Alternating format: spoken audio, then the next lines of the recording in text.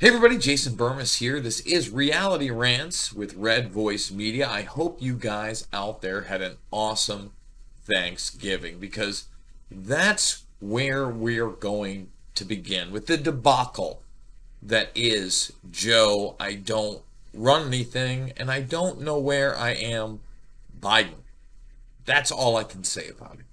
Now, we're going to string through a few short stories before we do a watch along with his Turkey Day pardon, which again is just all the more cartoonish. When you thought it couldn't get more cartoonish, when Joe Biden was running and they were doing these ads where he was riding around in a sports car talking about his father, revving the engine.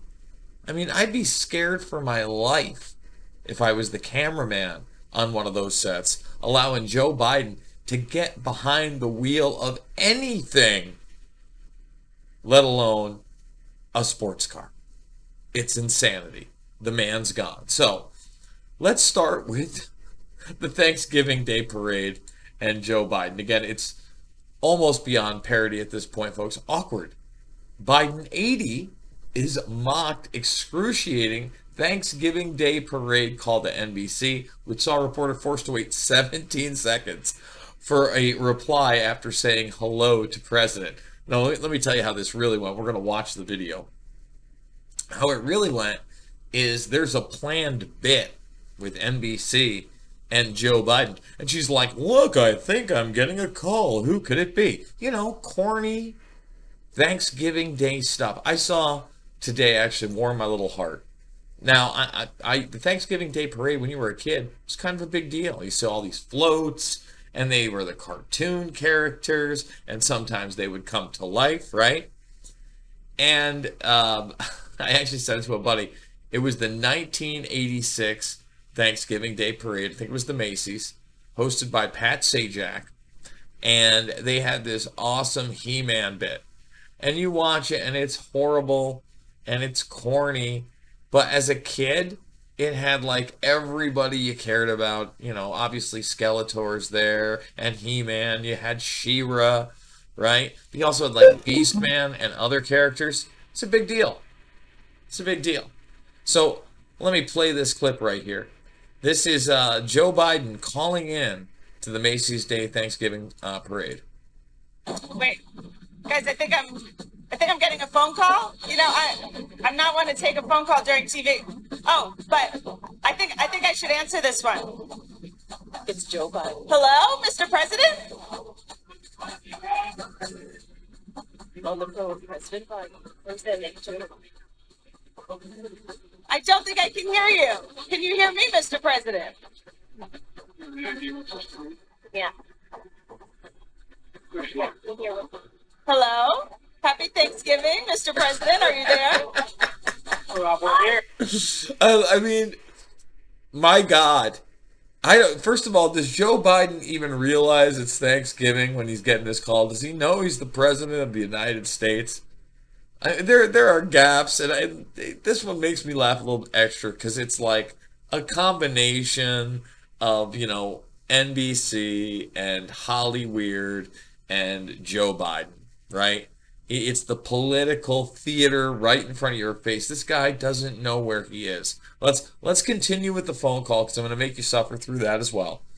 But wait till we get to the turkey pardon. Again, the setup is, oh, Joe Biden's calling me. Then he's not even on the phone, guys. Come on. Oh! I was so worried this call wasn't going to go through. How are you? We're fine. We're fine. You're watching your parade.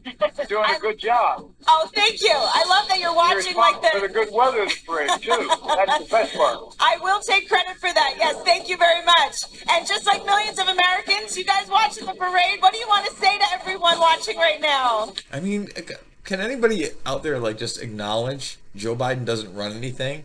And the only thing that is funny about this is like if it were a dark satire theater piece, everything about this is sad.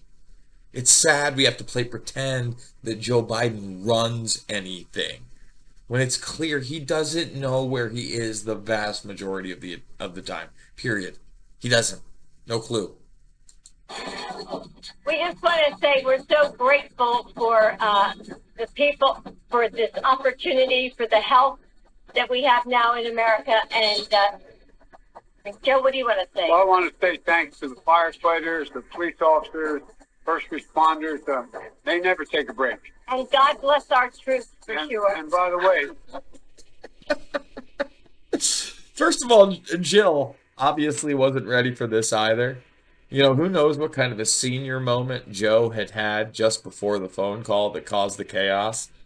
But talking about health, thanks for our help. And then every hacky political thing you could possibly want to thank the first responders, the policemen, the firemen. They never get off. They never take a break. I mean, my goodness.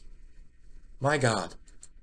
we're going to be talking to some of our troops later today, both here and abroad. And I hope everyone remembers. We end every single day. God bless our troops, for real. I'm sure that Joe Biden ends every single day with God bless our troops for real.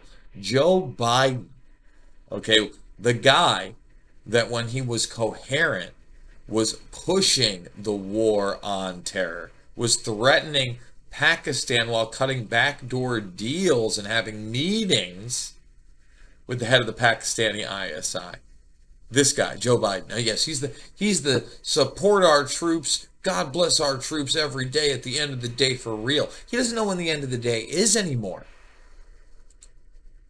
True, we are so grateful. And what are your plans for Thanksgiving after the parade? Well, we're just going to have dinner with the family, probably take a walk on the beach, and just feel for our family. Well, we've been coming up to Nantucket since we first got married, the whole family, and it's become a tradition. And we're going to go stop at the fire department. We're going to make sure that we spend some time on the island thanking the first responders here. And we're going to go see the Coast Guard and the military. Well, that's one. We're going to go see the Coast Guard and the military. I mean, maybe the only thing more embarrassing than this is the video I saw earlier in the week with Kamala Harris on a random dock with like second or third world fishermen having baskets of fish on their head. And these people probably have no idea who Kamala Harris is. They could give a rat's ass. No idea what's going on. Just kind of see the camera crew. And she's like a Walmart greeter for them.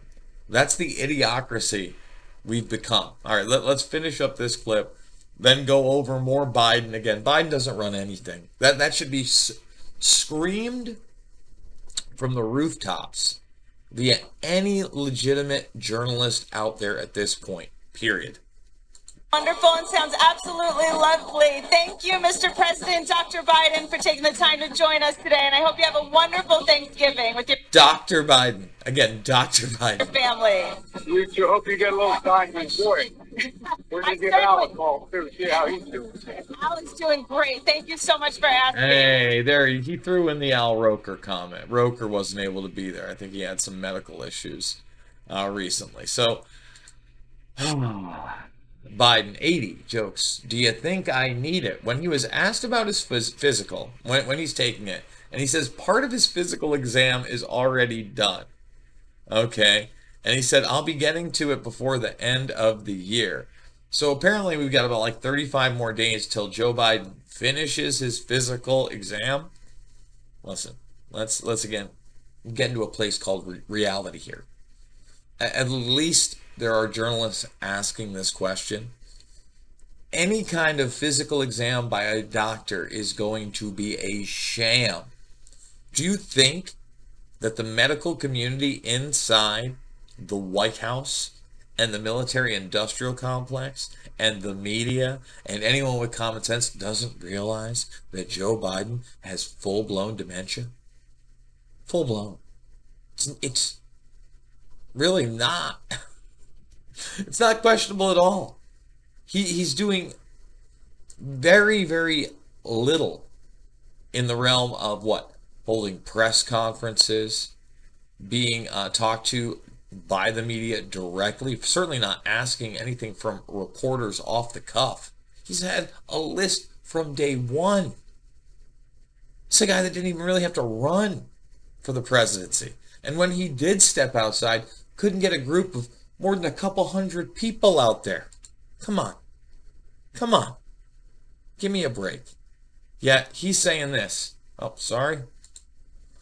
The only Democrat who can beat Trump, Joe Biden, says he will slay the ex-president if he is chosen by the GOP as their 2024 nominee. First of all, the guy has no business running. He has no business being the president to boot. But the system we have right now, which has clearly not been fixed and only gotten worse over the past several decades, is in the hands of the predator class when it comes to important elections, period. Period.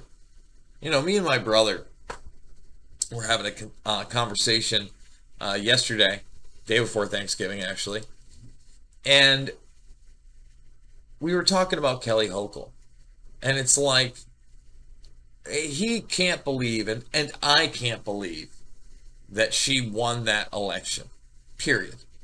And we're God forbid, or we're election deniers. God forbid you think that corrupt system in New York is way corrupt and corrupt in elections. Can't think that. Not allowed to think that. That's wrong think. Can't think 2 + 2 = 4. And we said, you know, and then they tell you it's like, oh, you know, she just won in this close race and we almost got him and we'll get him in the polls next time. And you get two choices of corruption. And Lee Zeldin, I mean, what did he do for New York during the COVID 1984 nightmare? Tell me. Did he do something great for New York? I didn't see it. So that's the other choice, and he'll just, well, we'll get him next time. So, with that being said, let's rev it up and let's Joe Biden our face off right now. And this is a cartoon. Watch Joe Biden run out for the turkey pardon. It's just we're in a cartoon. We've been in a cartoon for a while. There he is. Hey, oh, I'm wearing shades. Look at me. I got my aviators on, huh? Look at the smile. I can't believe they made me president. There it is. There's a little jog. Hippity hop. Joe Biden coming at you. Take those shades off, huh? He's got a big handshake. There it is. Look at the turkey pardon crowd. They can't wait to be around Joe Biden.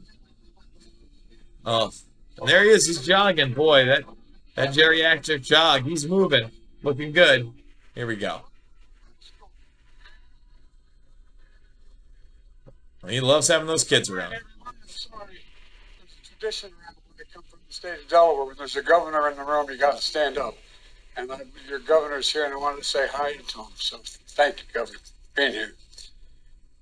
It's a wonderful Thanksgiving tradition here at the White House. There's a lot to say about it, but it's chilly outside, so I'm going to keep this short.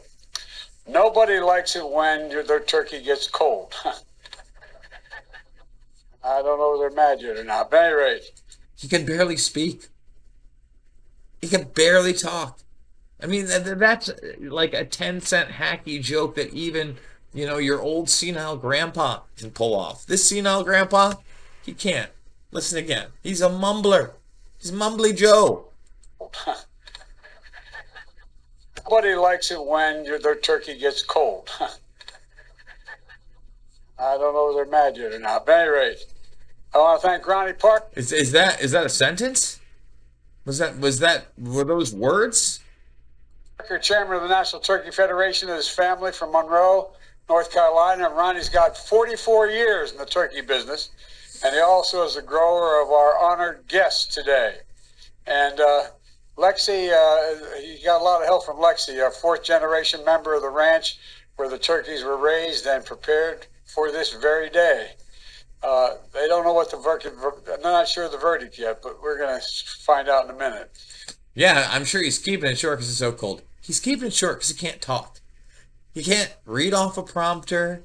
He's not good to be impromptu. He can barely take a selfie and a picture.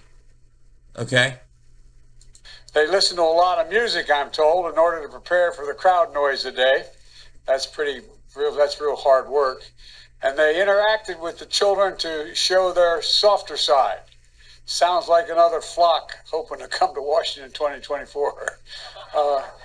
But look, we're joined by another special guest, and that is for what is the largest national turkey presentation ever held at the White House. My dear friends, I'm going to introduce them again. Roy Cooper and First Lady Kristen Cooper here. Truly fantastic leaders. Say hi, man. We're also joined by Congressman Dan Bishop. Where are you, Danny? Hey, Dan, welcome. Great to see you here. Thank you. Great to see you. Hey, Danny's here. How's everybody doing? I mean, my goodness. It's beyond an embarrassment. Can we handle two? I mean, we got 2 more years to go. 2 more years to go with Joey B. And from the 9th District of North Carolina. And a special thanks to members of my staff and their young children who are here today as well. Matter of fact, if you look, you see that dog up in the balcony there, that German Shepherd? That's my dog, Commander. I was worried if he came down here with all, he'd just do nothing but kiss you and lick you. But he may go after the turkeys, so I kept him up there.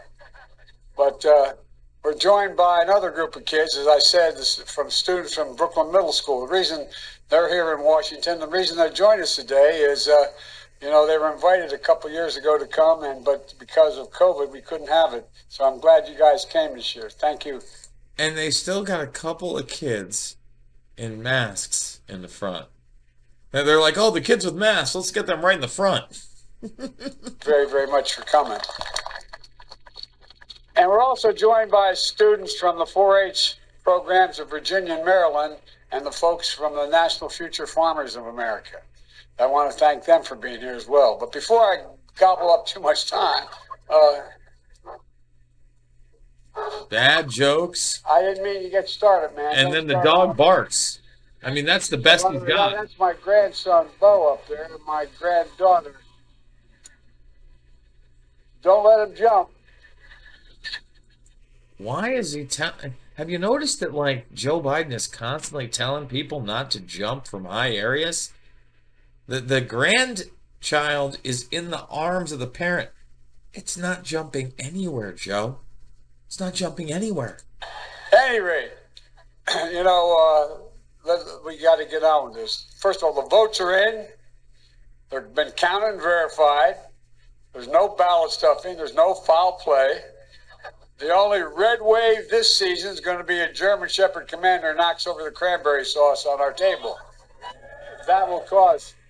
They are big turkeys, aren't they? My fellow Americans, please welcome the 2022 National Thanksgiving turkeys, chocolate and chip. Chocolate and chip. So you make a bad joke about fair elections and the no red wave. Make that bad joke. Whoever wrote it for you, hey, kudos to them. Again, maybe that was a better execution than some of the other stuff here. And then we're going to get to the turkey pardoning. I tell you what, man. Those are big birds. I'm not going to... go wherever they want.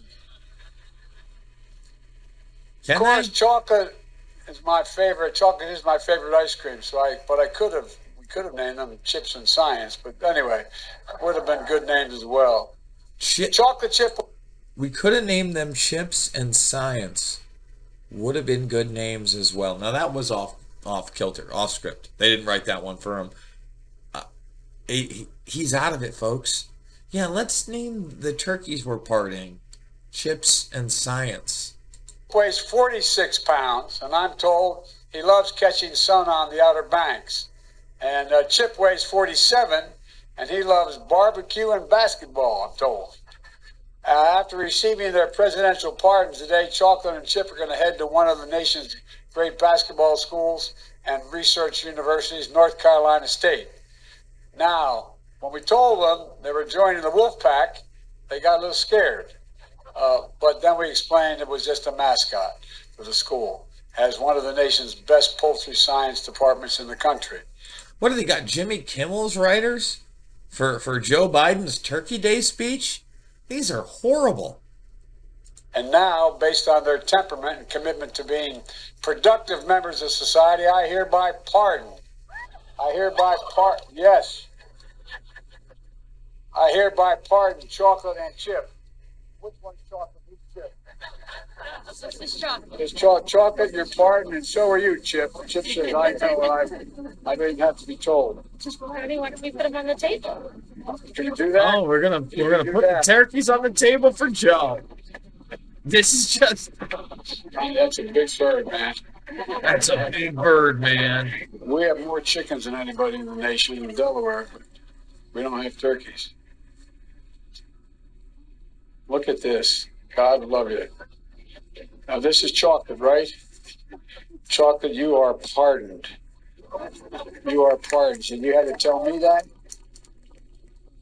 Yeah, you are. Yeah, I'm serious. He said, I don't know, man. You didn't have to pardon me. I knew I was pardoned. Anyway, What's going thank on? you both very, very much. Thank you very much. Appreciate it. So you can thank Jason Bermas once more for bringing you Joe Biden petting a turkey and saying, you didn't have to let me know you were pardoned. You already knew you were pardoned. It's a turkey, Joe.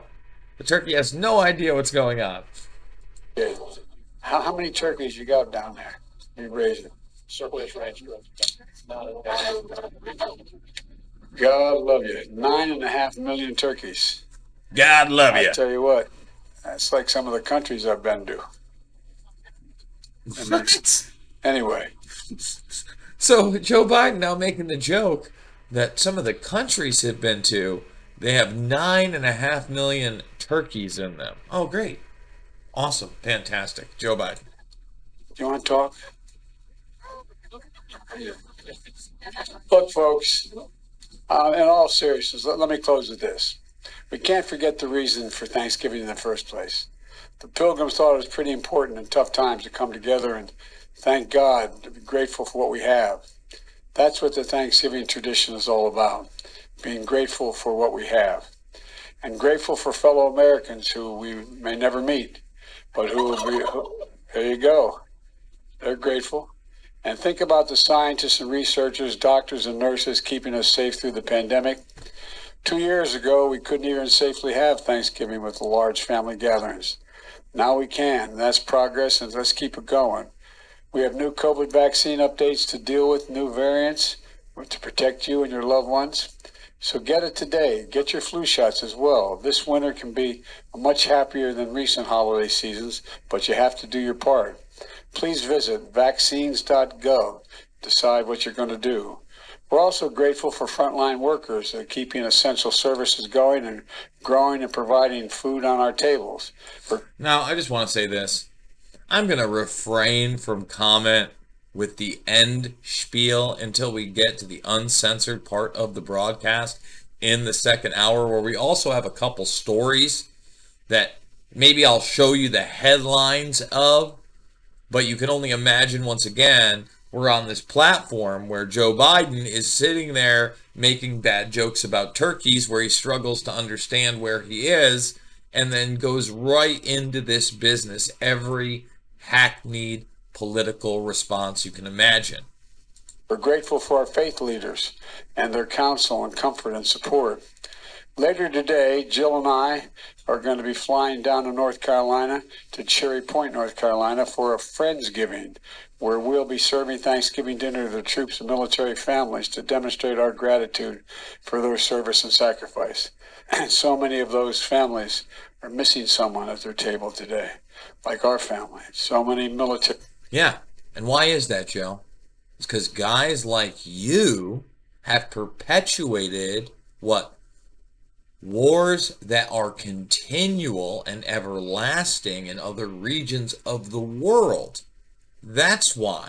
Because you are a puppet of the media military industrial complex. That's the reality, Joe. All right, and you've got to include the media because they are so complicit.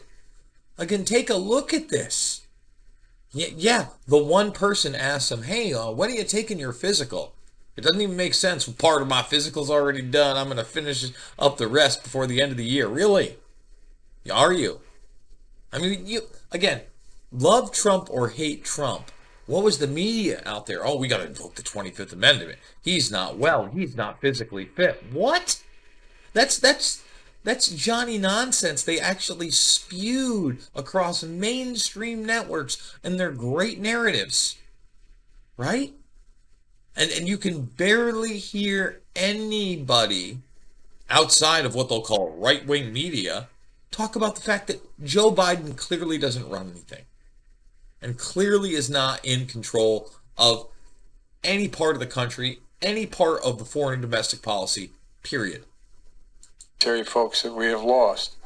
And so it's just really, it's important to keep them in our hearts. Those who've lost so much and those who are going to have an empty seat at their table this Thanksgiving.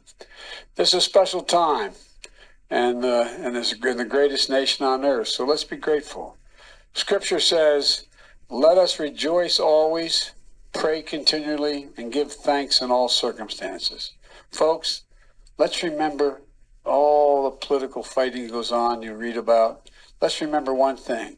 This is the United States of America. Look at him, look, he's like staring at the turkey while he says, "This is the United States of America. I'm wearing aviator shades." The United States of America. There's not a single solitary thing beyond our capacity as a nation. Nothing beyond our capacity. If we do it together, united. United. You picked two great turkeys. From the Biden family to all of yours, happy Thanksgiving, and may God bless you all, and may God protect our troops. Thank you all for being here. And there it is, folks. There is the Joe Biden turkey pardoning. Let's move on to some other news. All right, next, what I wanted to do was go over a couple of videos that are, in my opinion, part of the great resistance we need from people within the system. All right, so the first clip we're going to play is a gentleman over in the Australian Parliament pointing out the insanity of Klaus Nuttschwab and his gang-like statements and actions, yet nothing is being done. And I talked about how we must come together and become the great resistance to this very real great reset agenda. And this gentleman gets it correct. He calls it the Great Resist, and this is it. Check it out. Senator Roberts. Thank you. In a previous speech, I called for Australia to reject the World Economic Forum's Great Reset and instead mount a Great Resist. These were not idle words. Video is circulating online of World Economic Forum crook and mastermind Klaus Schwab. I would disagree there. I don't believe that he is a quote-unquote mastermind. I think he is more of a minion for other people at the top. But he is very, very good at his job of making connections and bringing people into the circle. All right, and I can tell you right now, any kind of forum like that, whether it was Klaus Nuttschwab or it was a tech forum or it's even something like the Reawaken America tour, that's no small feat. But to act as though that guy's the mastermind of the plan, I'd say you get that wrong, Mr. Roberts. But a lot of this is very, very good. Bragging about penetrating the cabinets of Western democracies with his young global leaders. I mean, there you go. I mean, that's key. Some Klaus Schwab disciples are in this Senate, and one is in the cabinet. How this has not triggered a national security investigation is beyond one nation. We certainly would be taking a much closer look given the coordination we are seeing in the policies being enacted by WEF disciples like Jacinda Ardern and Justin Trudeau. He's right. It is beyond one nation. And finally, we're talking about these things. Because how long has a guy like Jason Bermas been talking about the collusion of heads of business, banking, and nation states behind the scenes to globalize and consolidate power? That's the reality. One nation will resist the transfer of wealth from everyday Australians to predatory billionaires. This was the inevitable and deliberate outcome of profligate government COVID spending that the Liberals, Nationals, Labor and Greens waved through this parliament. One nation will resist exposing our children to adult sexual content in our libraries, in school textbooks, and now in kids' programs on the ABC. And you know what? I'm very glad that he's putting that part of it in there because it is very, very real. If you don't understand that that's part of the agenda, and that is to not only give children autonomy over decisions that should be based on what? Their communications with their parents, right? Parents are there for a reason. When you're a kid, you do some dumb things. You need the guidance. You need to grow up. You're not even fully formed as a person in so many ways genetically, right? But they want to disassociate that relationship of parental rights. Then they want to disassociate your relationship, that child's relationship, from their very biology so that they can transition them into this very real transhumanist future that is part of the fourth industrial revolution that Klaus Schwab talks about. One nation will resist the dehumanization of women through genderless language that erases the very concept of a mother and of a woman. We will not allow the family to be undermined. One nation will resist the reduction of sex to a soul-destroying, meaningless transaction, the very thing Aldous Huxley warned us about in The Brave New World. And I think that's important to talk about as well. You know, we're going to talk a little later in the show about, you know, one of the most absurd stories out there, the giant fake prosthetic breasted teacher going on a skydive with a supposed conservative porn star. I know it sounds absolutely ridiculous, doesn't sound like it could possibly be real, but then again, look at the Joe Biden stuff in the cartoon world we live in. But as you do disassociate, you know, that bond that two people have in a sexual relationship to nothing but a meaningless transaction, you basically, I mean, in Huxley's work, it was like if you were against that, you were against the free love of society. You weren't really allowed, everybody was shared. You weren't allowed to have those intimate moments with another person and make that declaration, know that we're together and we're going to build a family. You know, that's why the nuclear family is so damn important. And again, I'm not a stay together for the kids kind of guy. That's not what I'm trying to say here. But it's the most powerful unit of love on the planet.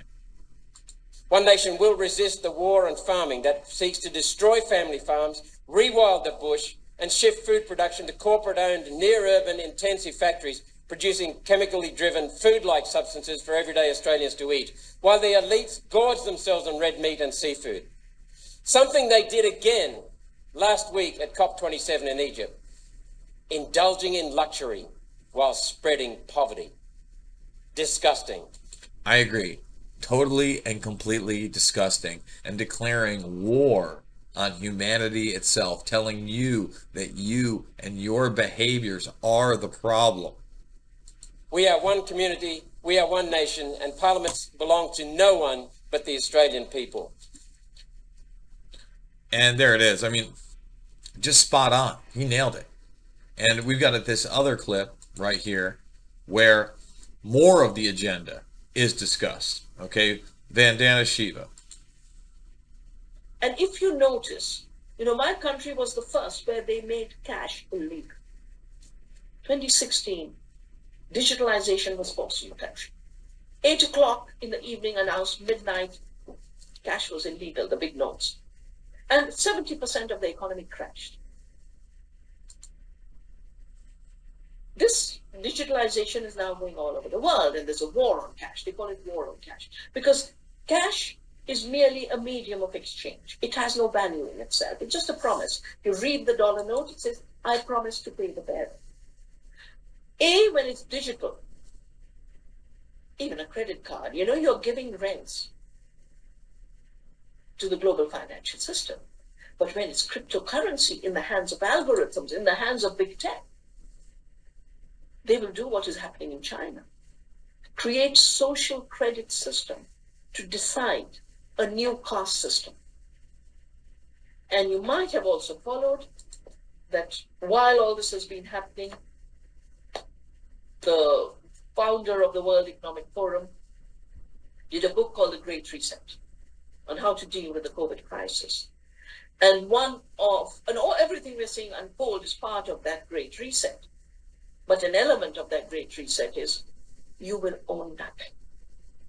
Now, I'm a believer in the commons, and it would be so good if all land was a commons, if all seed was a commons, if food was a commons, if health was a commons, so that we had strong public health systems, strong community health system, deep knowledge about being healthy.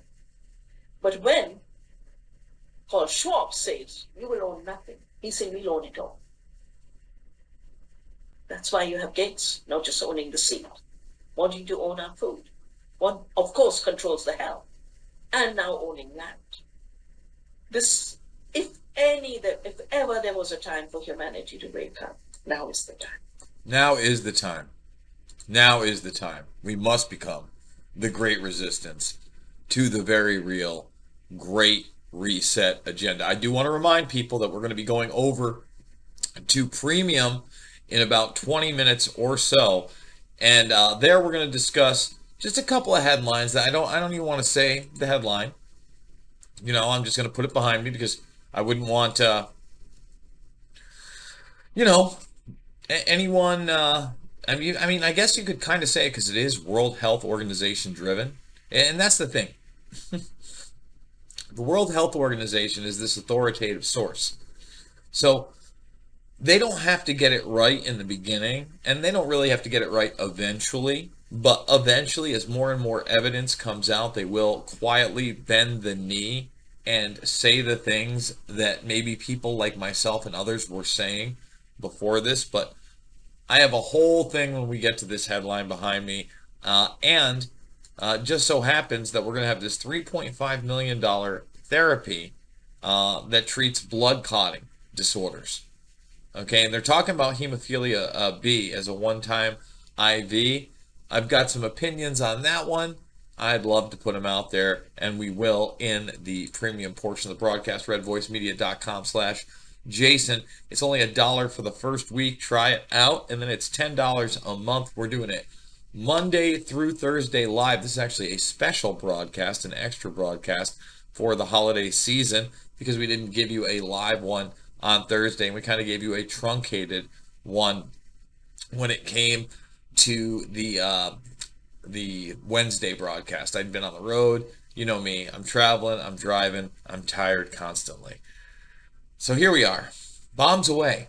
Male porn star who took controversial trans teacher with size Z prosthetic breasts on skydive says he considered a challenge given the weight. Now, the relationship between the porn star person and the prosthetic breast thing, the right away, as soon as they dumped, of course, they lost the glasses and the wig. You've got to wonder if this is like a total trolling at this point. I'm agnostic on whether this is a troll. It's ridiculous anyway. You look at it, and the quote unquote conservative porn star. Okay, it's not really clear.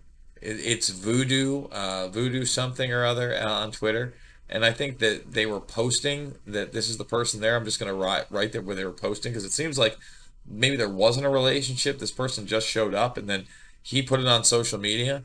Prior to going on the dive, he wrote, taking the Oakville transgender shop teacher on a skydive. This should be interesting. No way that wig stays on.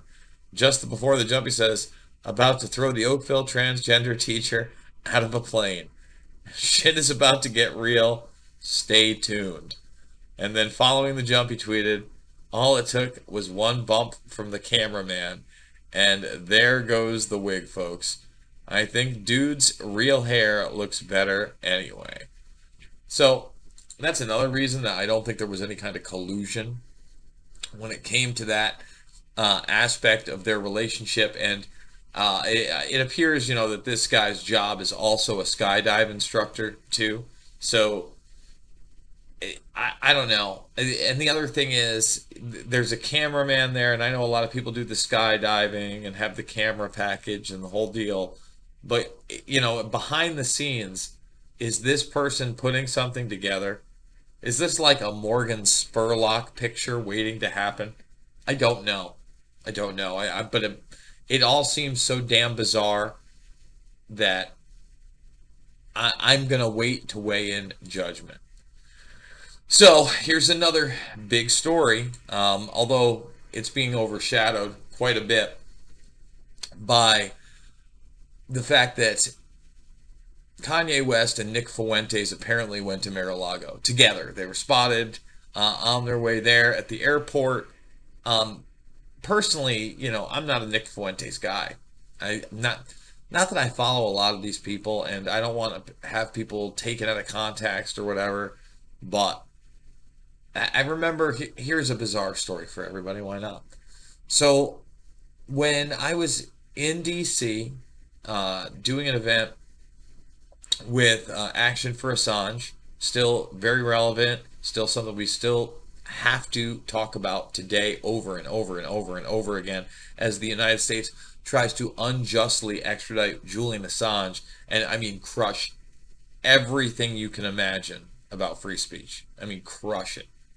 Crush a Ruski. Okay?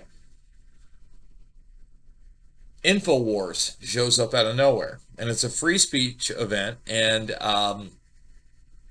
Nick Fuentes is there, Gavin Newsom is there, who else is there speaking? I mean, it's up and down the line, right? But Millie Weaver was there, Rob Dew spoke, Michael Flynn Jr. was there and spoke, and afterwards, I was talking to Rob Dew, like, we were having some beers and drinking outside and the thing. And he started like joking around with me about being a groiper. And it's like, Bermas, you're a groiper. I'm like, what the hell is a groiper? I have no idea. I'm not in that part of internet culture. And I think it was like Harrison Smith had explained to me, it was like the group that follows Nick Fuentes. Now, look, I joke around with the hashtag Bermas Brigade, and I hope you use it to basically share the news that I'm sharing out there and the information. But I just to have that kind of a weird following, like Jones, it's Info Warriors all around, and that's why I had the show The Info Warrior in the very beginning, because it was an information war. He had coined the term on his website. Much more than anyone else, obviously. And then Prison Planet on top of that, I mean, which we are all now more and more succumbing to, as you can see by the previous two videos, right? So, getting back to Fuentes, I've heard him say some things that are just absolutely ridiculous. Just absolutely ridiculous. And normally, by the way, let me say this. First of all, I'll have a conversation with anybody, right?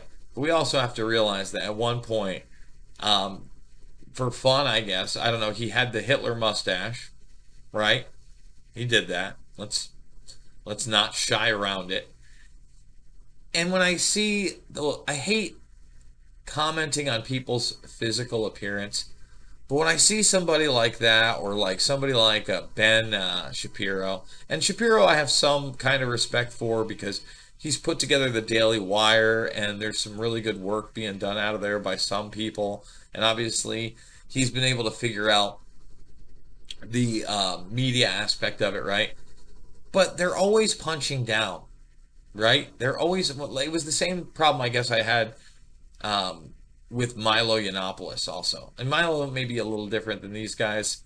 But, for instance, when they were debating somebody, right, it's not like they're taking on someone that has a nuanced point of view. They're taking on the opposition, right? That false left-right paradigm. So, Ben Shapiro won't step into that realm of quote-unquote Alex Jones and InfoWars because I don't think that he really has a defense when there's uncomfortable information that is documented that can be brought up, right? Period. Now, more and more people are talking about this Great Reset. It's great. Great. Also, to put Fuentes now with Kanye West and going to see Trump. Look, I'm all for free speech, but look at the optics on that, right? That's a big story. It's not even really the one that we're going to cover right now, but this one was interesting, and I read a lot through it. I didn't realize that Kanye West in 2019, I guess, had come out, said he was a porn addict, and it started, at 5 years old when his father kept Playboys around the house. And then apparently Again, I have no knowledge of this, whether it's true or not. It's being reported in the Daily Mail. That also there's some video circulating with Kanye West and these executives that have their faces blurred out, and he breaks out his phone, he's showing them a video, and then like one of the guys asks him, is that a porn video? And he's like, yeah, and like it gets pushed away or whatever. Rolling Stone did this piece about somebody who worked on the inside and basically called him a bully. Look, I'm not here to tumble on Kanye West. First of all, do I think Kanye West has probably done some questionable things behind the scenes? Yup. You get in that entertainment world, whether it's television, music, films, all the above, etc. Then you take it another level like he did. Get into the fashion business. You can't imagine the things that are offered up. You talk about that speech by the Australian parliamentary member, and he talked about what? He talked about basically sex as just a transactional event. That's the degradation of society. And so Kanye West sitting there and saying, being honest with himself and honest with others and saying that, I don't think that's necessarily a bad thing. But then you also have to think about, to get to that level, and especially, again, probably having anything you want at any point, even now, and acting in such a brazen manner in front of other people by like putting it on them as an adult, it does seem bizarre. It does seem bizarre. So these things that are being discussed by this letter, who knows, could be a lot of gaslighting. I'm just saying, the Kanye West saga, far from over, and that kind of takes us to this next story, because he was one of the first people who was let back on Twitter by the Musker nuts, right? And this is necessary to report public trust. Elon Musk says he will reveal all secret documents about Twitter's decision to ban Hunter Biden laptop story, and we're going to have our amnesty. Oh, it's digital amnesty. Thank you, Lord Elon. But let me tell you why I'm interested in that story in particular. I want to see if I want to know if David Icke's account comes back. You've made your statement on Jones. I think that's completely wrong. But then on top of that, what? They banned everybody else from InfoWars too. So, the original Rob Dew account is gone. Harrison Smith's account is gone. If those accounts all of a sudden show up in the next 2 weeks again, I'll be very happy. I'll be extremely happy if David Icke's account shows up. And here's the deal. We should always utilize these tools. Period. Got to utilize them. And as far as the Hunter Biden story goes, now you have mainstream media 2+ years later, again, 2 years behind the curve, sitting there admitting, oh, the contents are real? Are you telling me the contents are real?